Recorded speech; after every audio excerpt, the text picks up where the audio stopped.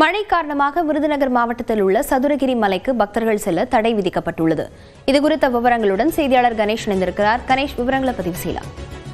லாவண்யா, விருதுநகர் மாவட்டம் மேற்கு தொடர்ச்சி மலைப்பகுதியில் அமைந்திருக்கக்கூடிய பிரசித்தி பெற்ற சதுரகிரி சுந்தர மகாலிங்கம் கோவிலுக்கு தினந்தோறும் பக்தர்கள் அனுமதிக்கப்பட்டு வருகின்றனர்.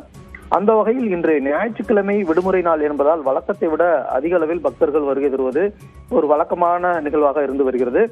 இந்த நிலையில்தான் தென்மேற்கு வங்கக்கடல் பகுதியில் நிலவிய ஆழ்ந்த காற்றழுத்த தாழ்வு மண்டலம் காரணமாக தமிழகத்தினுடைய பல்வேறு மாவட்டங்களில் மழை பெய்வதற்கான வாய்ப்புள்ளதாக ஏற்கனவே வானிலை ஆய்வு மையம் தெரிவித்திருந்த நிலையில் இன்று அதிகாலை முதல் ஸ்ரீவில்லிபுத்தூர், வத்ராயிருப்பு மற்றும் அதன் சுற்றுவட்டார பகுதிகளிலும் அதேபோல சதுரகிரி மலைப்பகுதிகளிலும் சாரல் மழையானது பெய்து வருகிறது. ஒருவேளை பலத்த மழை பெய்தால் கோவிலுக்கு செல்லும் வழியில் இருக்கக்கூடிய ஆறுகளில் திடீரென வெள்ளப்பெருக்கு ஏற்படுவதற்கான அதிக வாய்ப்பு இருக்கிறது. எனவே பக்தர்களின் நலன் கருதியும் முன்னெச்சரிக்கை நடவடிக்கையாக இன்று சதுரகிரி சுந்தர மகாலிங்கம் கோவிலுக்கு பக்தர்கள் மலையேறி தரிசனம் செய்வதற்காக செய்வதற்கான அனுமதி என்பது மறுக்கப்பட்டு தடை விதிக்கப்பட்டிருக்கிறது. இந்த தடை உத்தரவினை கோவில் நிர்வாகமும் வனத்துறையினரும் அறிவித்திருக்கிறார்கள்.